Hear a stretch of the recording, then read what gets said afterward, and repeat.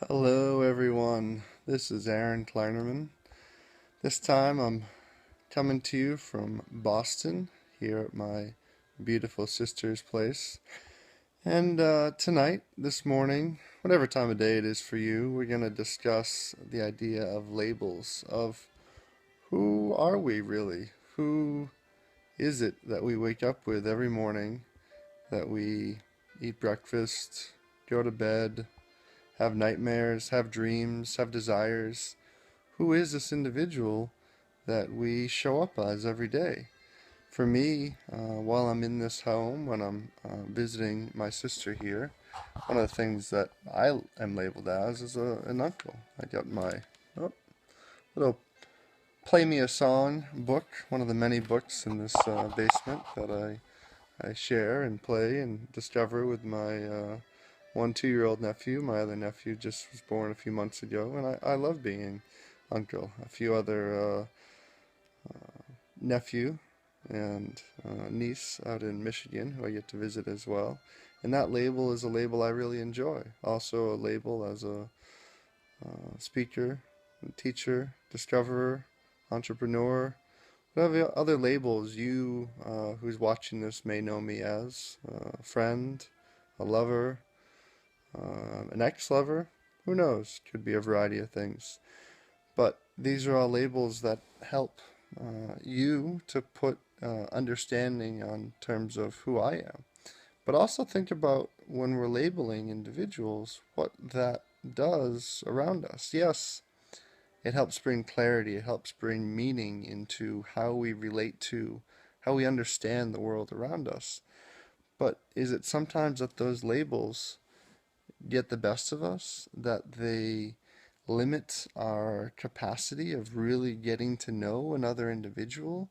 Because if I label an individual as something that is a judgmental viewpoint of my own about my observation of them, yeah, I can put them in a box and I can allow myself to understand who I think they are around my observations of them.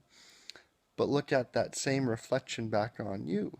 How is it that you, me, any one of us is showing up in our lives? And what is that label that we are seeking to be? And what is it that we are actually being observed as? Because when that clarity of understanding, of desire, of knowledge is there, then the labels that we are putting around our world can be there within our mind then in balanced in understanding both the good side and the bad side, the perception of both of those within that label, then our soul, the rest of our body can come to a greater sense of peace around what that means. Now, and breaking that down in more simplistic terms, when we let go of our judgments around who we think people are, and we just experience them for the love and the joy of how they really show up in the world, regardless of whether we think it's good or bad, it allows us to be more free within ourselves. So that's really what I'm encouraging all of you within this, is to be free within the label that you think you may or may not be, or the person next to you may or may not be, because all of that is allowing you to break the boundaries of your own consciousness.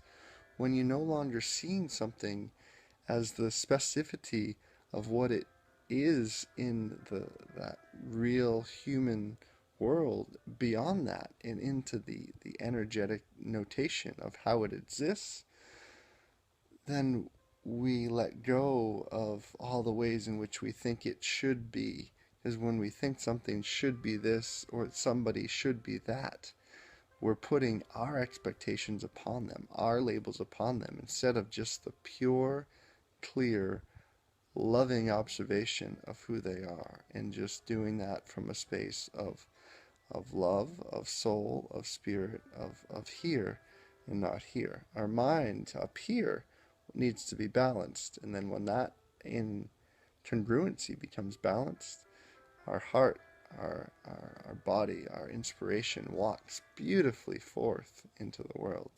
So that's what I'm encouraging all of you to do in this moment, is just to let that label be free around you of somebody who maybe was pushing your buttons today, and maybe begin to see them in a little bit of a different light in terms of who they are and in terms of who you are. And that could just be another little tool to set you on a little bit more freedom within yourself. Read the blog, share, let me know what you think. Aloha, namaste.